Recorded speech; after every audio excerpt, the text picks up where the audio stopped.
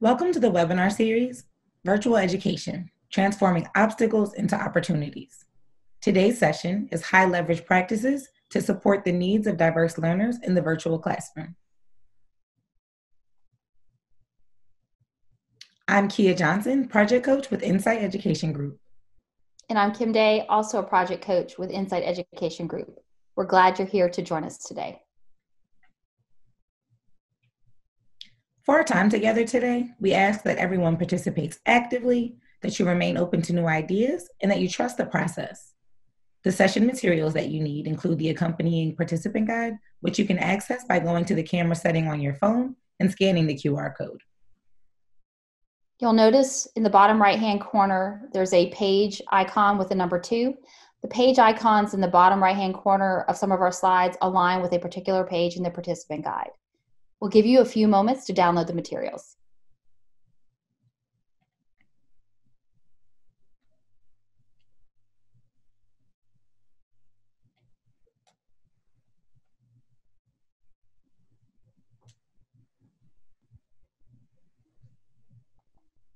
In our session today, we'll identify high leverage practices to support diverse learners in the virtual classroom, and we'll build capacity around observing virtual instruction and coaching to support the needs of diverse learners. We acknowledge that people come to the table with different levels of expertise and different experiences, and we empathize that this situation is unique and will be a challenging learning experience for all. The following information provides a roadmap for our time together today. Take a moment to review the structure of the session. We first want to think about the connections and through lines that exist and how we can then intentionally build equitable experiences for all learners by ensuring that we are providing the supports needed by attending to the social and emotional needs of our students.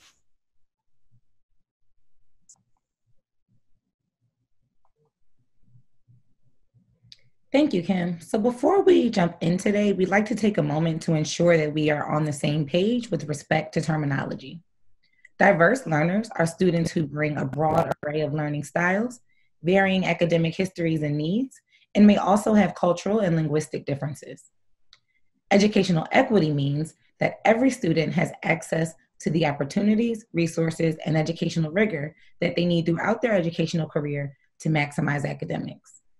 In this session, we'll be investigating the high leverage practices that ensure educational equity for all learners and maximize outcomes for diverse learners. Just a reminder that this is a short webinar, but yet action-oriented. Opportunities will be offered to stop, jot, and capture thinking and ideas. Our goal is to provide you with the space and time to begin creating actionable plans. It will be necessary, however, to complete the development of those plans outside of our time together. It is also important to remember that equity considerations are essential.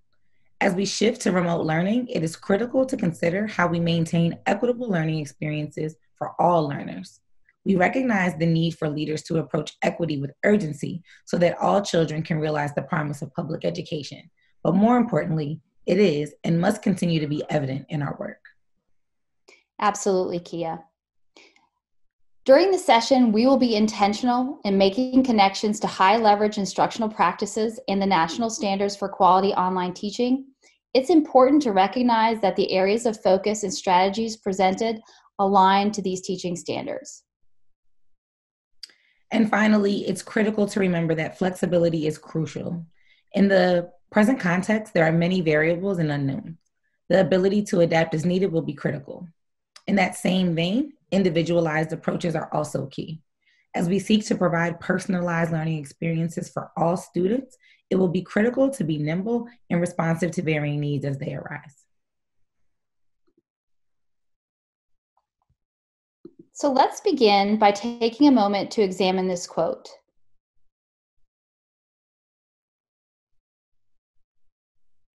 In this quote, John Hattie reminds us that children come to the table with varying backgrounds, skills, and needs, and the impact of their home environments will only be exacerbated during school closures. While support measures and interventions will look different in the current context, it's critical to consider how to build in both the key academic and social emotional supports to maximize outcomes for our students. And so we're going to start off today by talking about building equity and making a connection to the concept of instructional design and practice, which states that the teacher understands the active nature of student learning and acquires information about levels of development for individual students. The teacher also systematically acquires knowledge from several sources about individual students' varied approaches to learning, knowledge and skills, special needs, and interests and cultural heritages.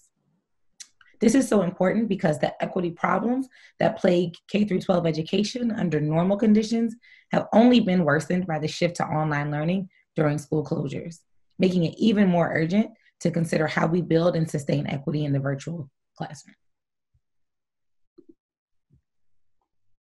So let's begin by examining building equity in our virtual school communities. In this virtual environment, it's critical to be intentional about building and maintaining equity in the virtual classroom. That includes ensuring that existing inequities are considered as we fulfill our responsibility to reach all learners. It will be important to meet each child where they are and to provide the appropriate scaffolds to ensure all students are learning at high levels. We would like to introduce you to two tools that have been designed to support your efforts that each child receives what is needed to be successful. The first tool we're going to examine is the Restarting School Guide. An equity review is an effective way to assess inequities and plan for how to address them. It's important to remember that equity should be embedded in every aspect of our school's community. One tool to help unpack your building or district level needs is Insight's Restart Guide, a free personalized school readiness implementation plan which assesses needs within 7 key areas. Those include leadership, assessment, curriculum, teaching and learning, whole child support, professional development, with a focus on equity throughout. You can access this guide by using the camera function on your phone and scanning the QR code.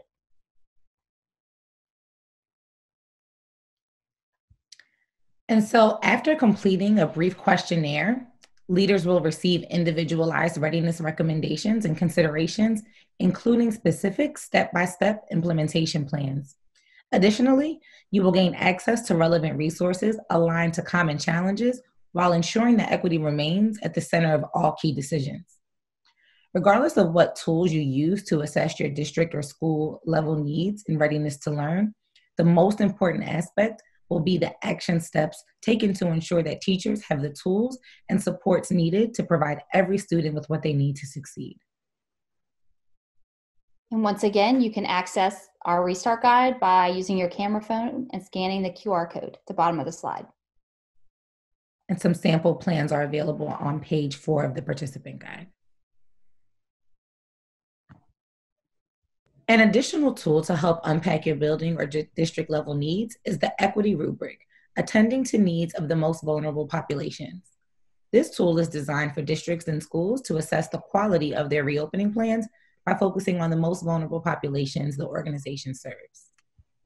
The rubric itself is derived from a variety of resources and research provided by the Education Trust, the Aspen Institute, Chiefs for Change, Digital Promise, and other organizations deeply engaged in equitable school reopening for all students. The rubric is not designed to answer every question and assess every aspect of an organization's reopening plan, but it is designed to help analyze how reopening plans attend to equity for their most vulnerable populations. It is also not designed to add another layer of complexity to the planning process. However, it is intended to help schools and districts easily surface gaps in their plans in relation to serving the most vulnerable populations. You'll find a copy of the equity rubric on page 5 of your participant guide, also located in the folder of resources for this particular webinar. We'll give you just a moment to skim and scan the equity rubric.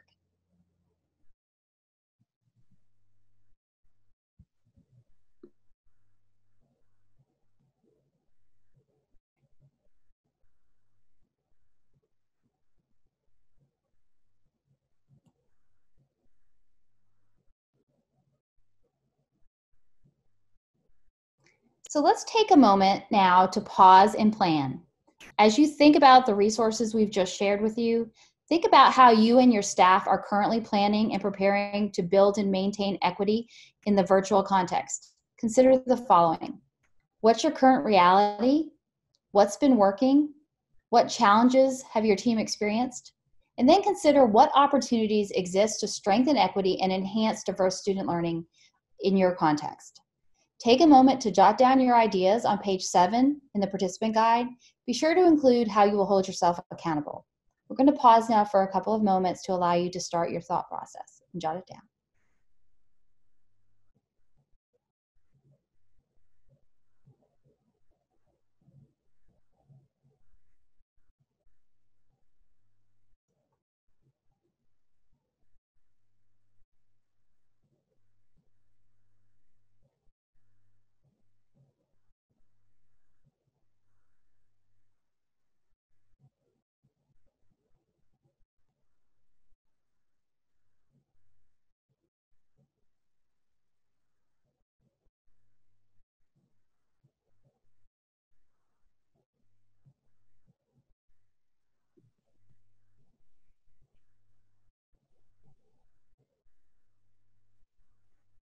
As you begin working on your plans, we'd like to share a few of the considerations, look forwards, or action steps that you may have started to outline in your own plans. As you think about how you'll prioritize equity and enhance diverse student learning, remember to conduct some type of equity review to reveal and acknowledge the existing inequities in your school community. It's also important to consider creating a work group that can help to develop an implementation plan to specifically target and mitigate the impact of those existing inequities. Additionally, as you think about how to ensure equitable and meaningful learning experiences for all learners, remember to set clear and consistent expectations for teachers regarding the planning and preparation of their online lessons. And it will also be key to identify who will be responsible for monitoring and providing the ongoing and observation and feedback that will be needed to continue developing those teachers in the areas of equity.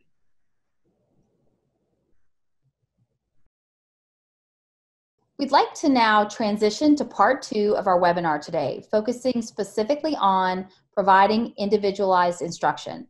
We would like to be intentional in our instructional design and practice, thinking about how learning activities follow a coherent sequence, are aligned to instructional goals, and are designed to engage students in high-level cognitive activity. These are appropriately differentiated for individual learners.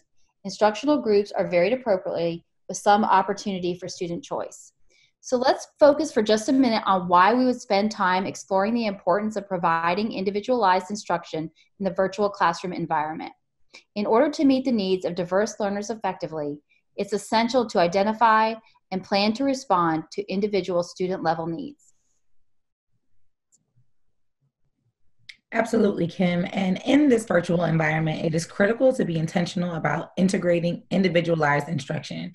That includes ensuring that teams of specialists, educators, and families have collaborated to build individualized plans that are responsive to the needs of both the student and family. It is also imperative that curriculum is tailored to focus on the most critical skills required for success, and that all educators and support staff are provided with the tools to meet the needs of diverse learners. In order to set a purposeful and individualized environment, it will be important to build meaningful partnerships in support of the learner. In order to begin, educators must realize that intentional norms, structures, and schedules will need to be co-created with the student and family needs as the central focus. Family buy-in is also a critical component in the development of the plans that adequately support diverse learners, as students will benefit most from the wraparound support of a collaborative team of educators and supporters.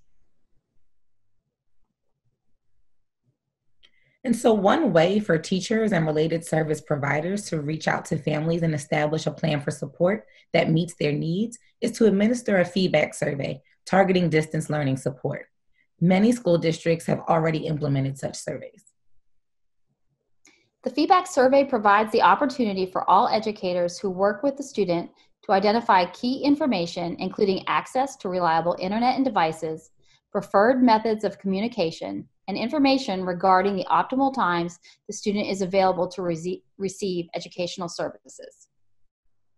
It is also important to remember that each student's situation is unique and that this is just one of the first steps in beginning to gather information about the background and context required to develop a specific and actionable plan.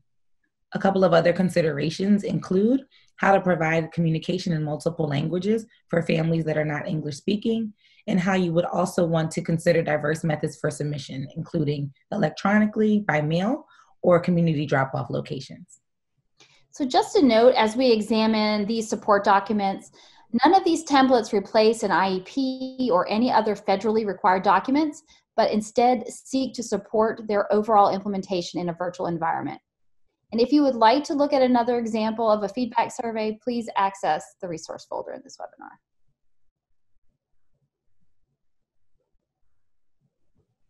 As we think about developing personalized learning experiences for diverse learners, it will also be important to focus on the most critical skills for mastery of key content. In our last webinar, we engaged in the process of identifying the student learning targets embedded in standards.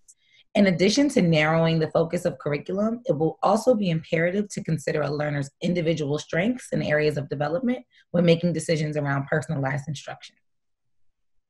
Being intentional in identifying a student's overall skill level ensures that we can meet the child where they are, thus preparing them to take the next step.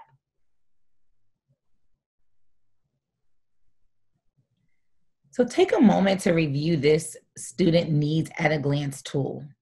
This is a resource that compiles the specific and actionable information from a variety of sources, including an individualized education plan, 504 plans, English learner support plans, and any other specialized plans for distance learning, in effort to provide educators with the information that they need to best reach the student in the virtual environment. You'll notice that the tool identifies any relevant classifications, student strengths, and opportunities for growth. There's also a list of accommodations that should be implemented in the virtual environment that can be easily referred to as the teacher plans for individualized instruction and support. And in addition to those things, the academically centered needs of the learner, the tool also highlights the critical SEL considerations, like the fact that this particular student has a parent that works overnight and is therefore generally unavailable to support the student during typical instructional hours. You can find this document on page 10 of your participant guide. We'll give you a moment to open it up and review the document.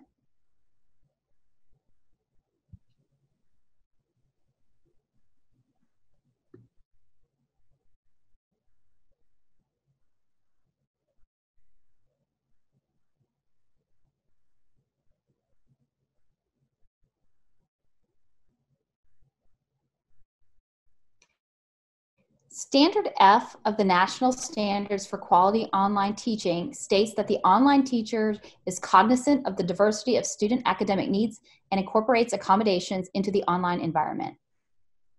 And so here we have the different components of that standard in the rubric and their corresponding indicators on national teacher frameworks. Take a moment to review.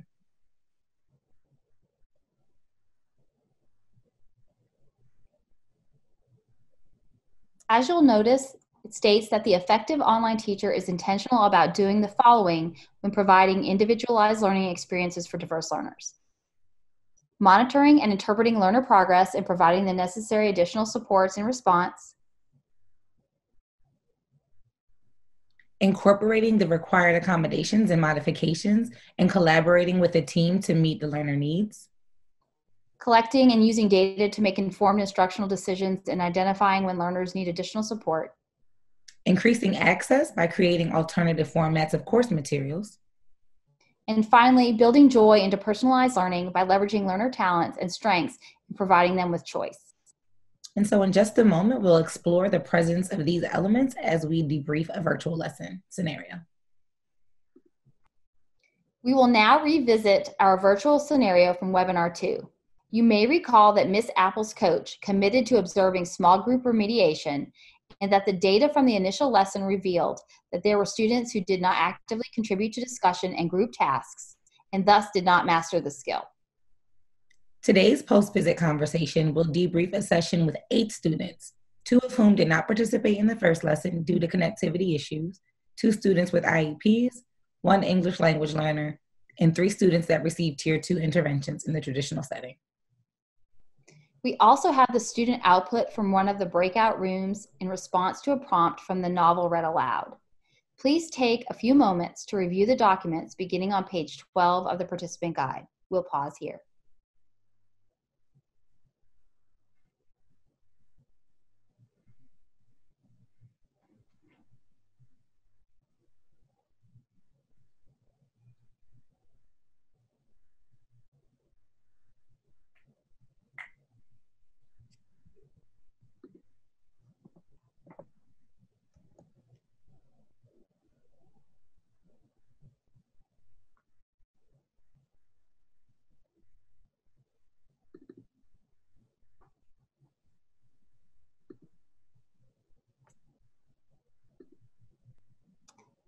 Now that you've had an opportunity to review the student work and the evidence from the virtual visit, we are going to role play a post-conference reflection conversation focusing on the high leverage strategies to support diverse learners that were used in the lesson.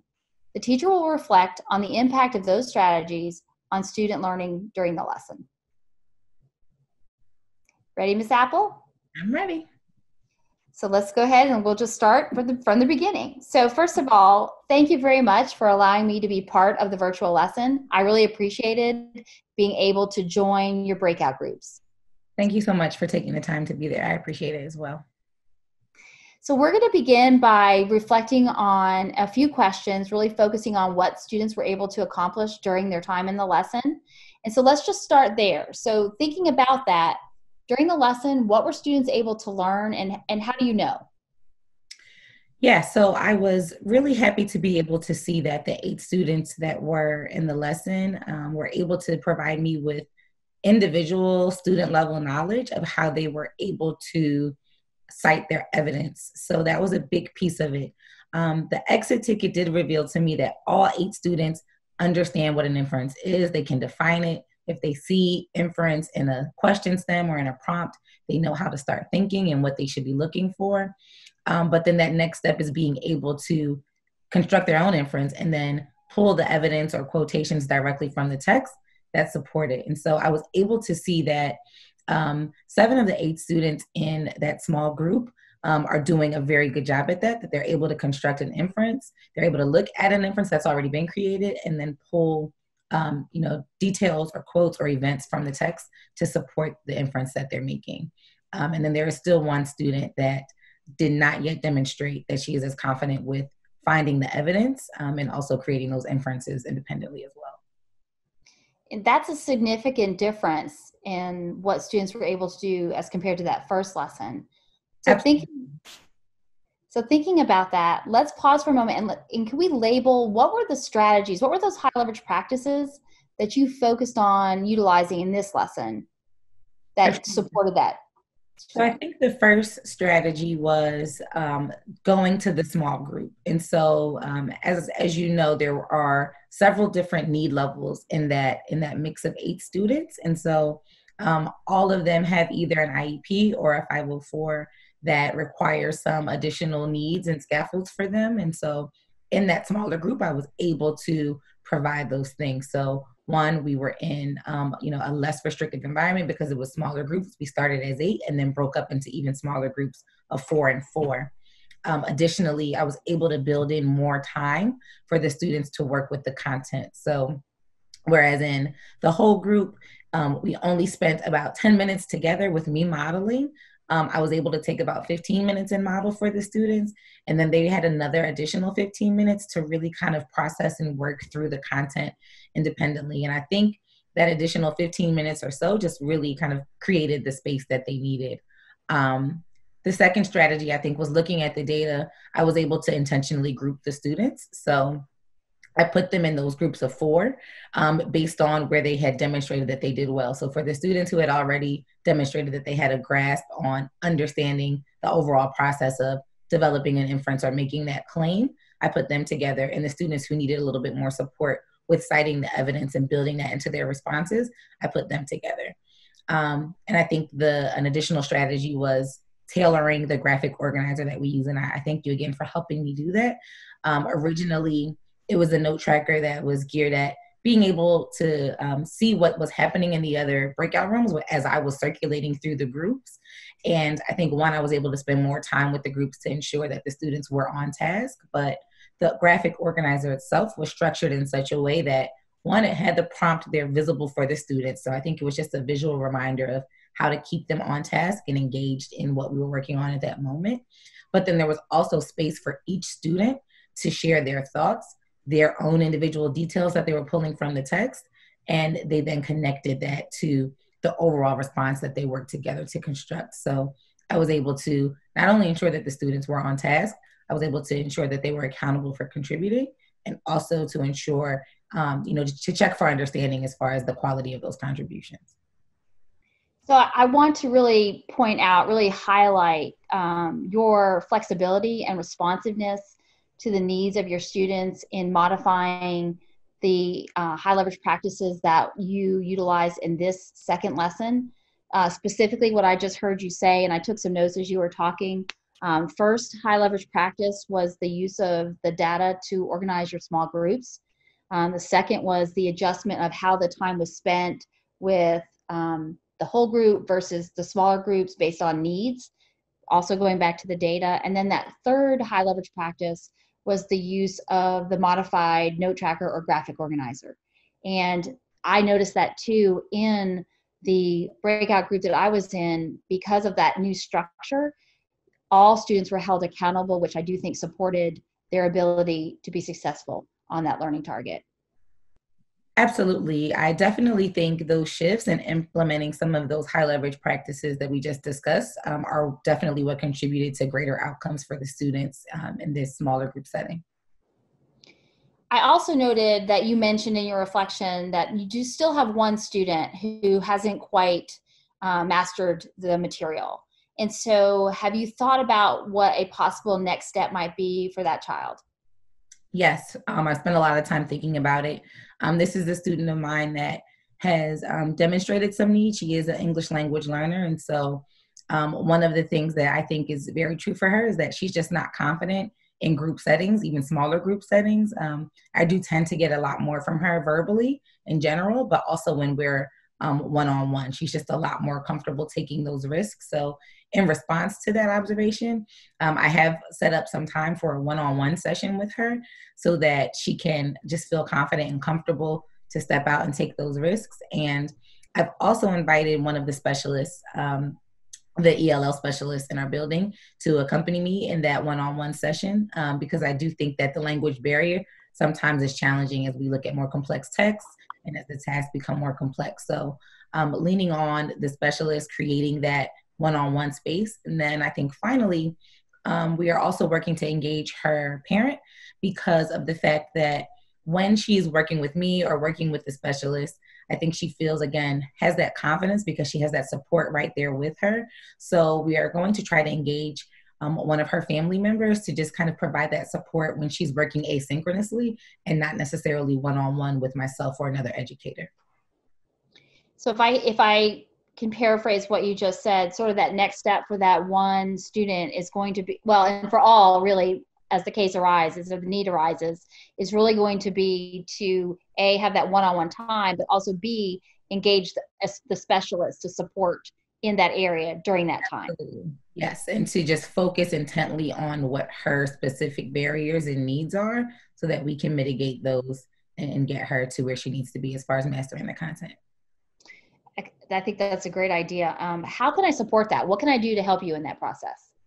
I think one of the things that would be helpful as I think about how I can, tailor my instruction in this way to all students is looking at the data. And so I was able to learn a lot by looking at the exit ticket and looking at the students' constructive responses and, paying attention to how they were contributing to the group discussions. And I'd love to continue using the data that I'm collecting to inform my decisions as far as instruction goes and as I'm planning for my next lessons. And so I'd love to, collect more data and really just kind of practice and get in the habit of using an analytical lens to look at it and to help me figure out what I need to do, what my next steps need to be.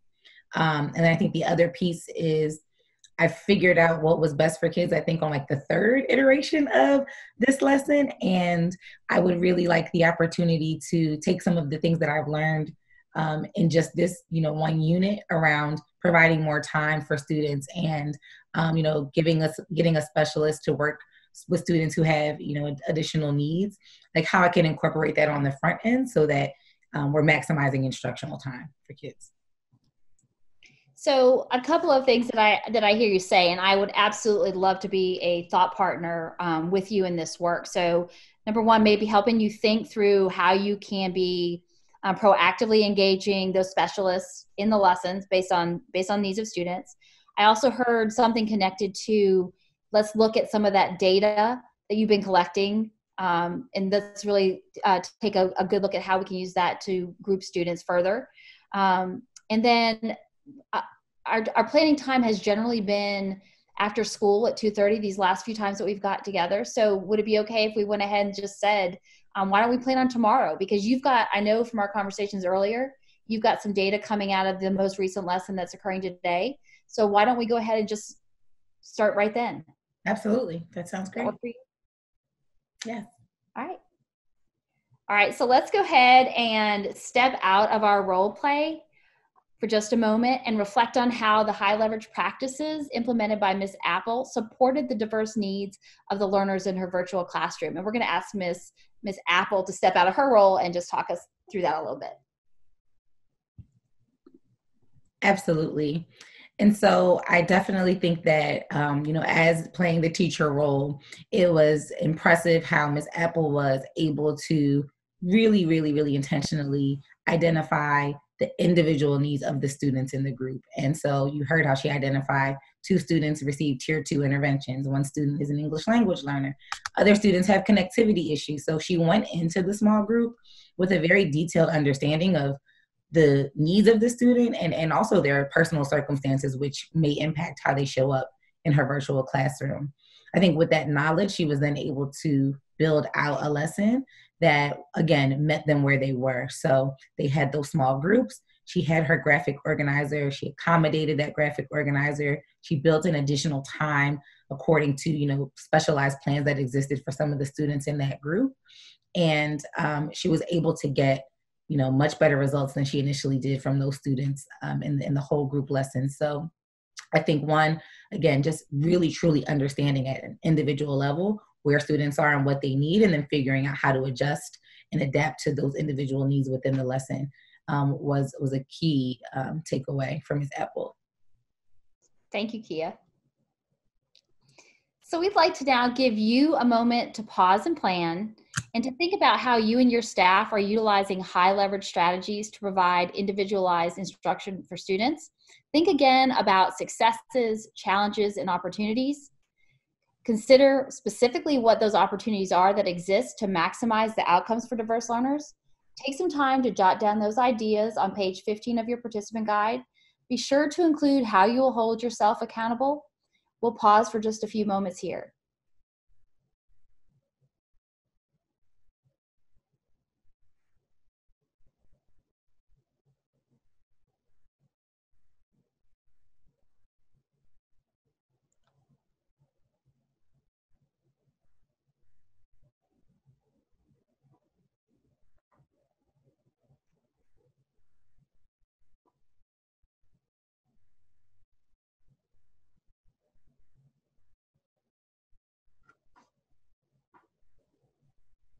And as you continue to carve out your plans, we'd like to share a few of the considerations and action steps and look fors that you may want to consider in your own context.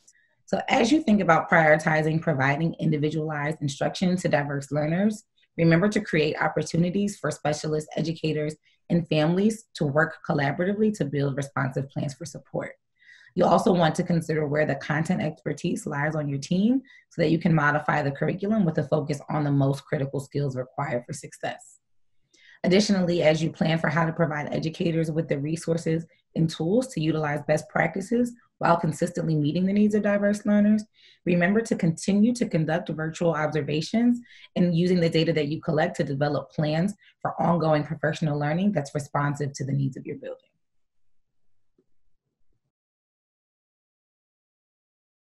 As we reflect on the high leverage practices to support diverse learners examined today and the plans we've identified, take a moment to prioritize your next steps. Think about what high leverage practices to support diverse learners are currently working well. And then based on your most recent observations of virtual instruction, what's most urgent and immediate? Take a few moments to prioritize those needs and record action steps on page 18 of your participant guide. We'll pause here for a few moments.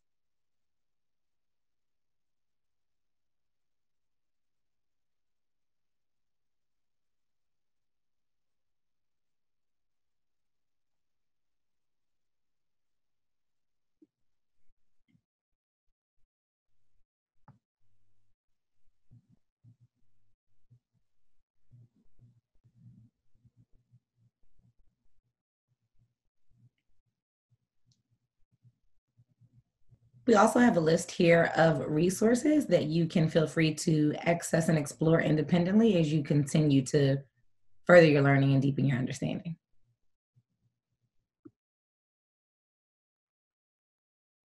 As always, we thank you for your participation and for joining us today. We appreciate your feedback. Please take a moment to utilize the camera function on your phone to access the QR code to our feedback survey or click the link.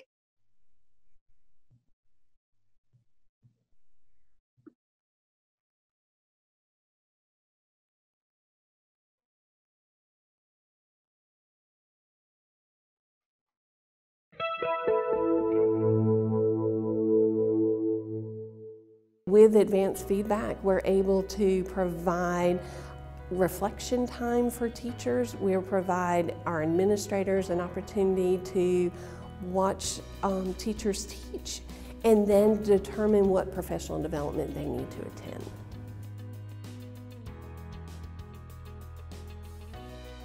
Here's what we know about traditional sit and get professional development.